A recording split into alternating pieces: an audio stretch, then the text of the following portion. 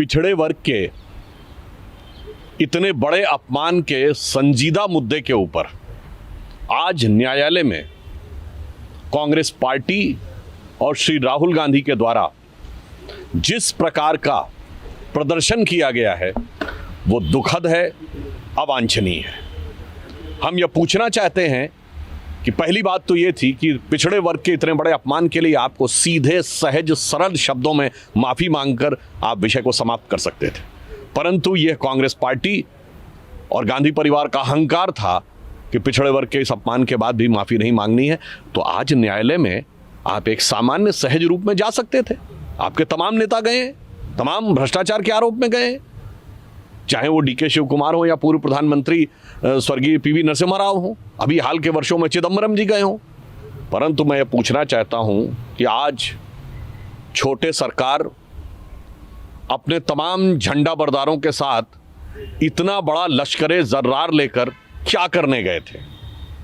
आप अपने अहंकार का प्रदर्शन करने गए थे कि जो पिछड़े वर्ग के अपमान के बाद भी आप दिखाना चाहते हैं कि हमारे अंदर इतनी ठसक है, या आप न्यायालय को दबाव में लेने गए थे, या जांच एजेंसियों को जो धमकाने की आपकी प्रवृत्ति है वह करने गए थे। इसलिए हमारे मन में यह सवाल भी उठता है और यह कष्ट भी है कि इतने संवेदनशील मुद्दे के ऊपर ये अकारण इतनी शान और शौकत और इतना जलवाए जलाल दिखाने की ज़रूरत नहीं थी। मैं कांग्रेस पार्टी को नसीहत देना चाहता हूं कि सहजता से, समर्पण से, लघुता से सब प्राप्त होता है और ज़्यादा अपने को बड़े दिखाने से कुछ प्राप्त नहीं होता है। एक रहीमदास जी का पंक्ति है कि लघुता से प्रभुता मिले और प्रभुता से प्रभु दूर, और चींटी ले शक्कर चली हाथी के सर धूर।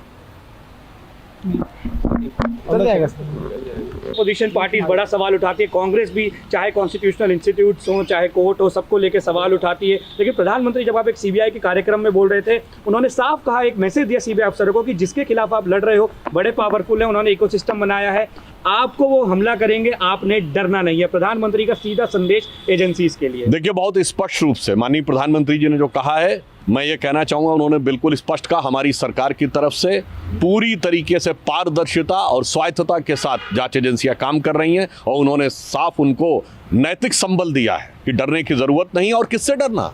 ये वो दल, वो विपक्षी दल जो जांच एजेंसियों के घेरे में कब से नहीं है, 30 सालों से। आप बताइए, 2010 का दशक हो, 2000 का दशक हो, 1990 का दशक हो, कौन सा ऐसा नेता था जो जांच एजेंसियों के घेरे में ना रहा हो और कचहरी के चक्कर न लगाता रहा हो? इन पार्टियों में से एक पार्टी का नाम मैं विपक्षी लोगों से पूछता हूं, बता दें इनके नेता के ऊपर कभी न कभी कोई भ्रष्टाचार का आरोप पिछले 30 सालों में न चला हो, सिवाय वो नई नवेली अजब अलबेली पार्टी को छोड़ के, क्योंकि वो तो पैदा ही 2013 में हुई। सर, एक साथ राहुल गांधी के ट्वीट पर भी उन्होंने ट्वीट किया है कि ये मित्रकाल के विरुद्ध है, लोकतंत्र को बचाने की लड़ाई है, इस संघर्ष में सत्य मेरा अस्त्र है और सत्य ही मेरा आसरा है।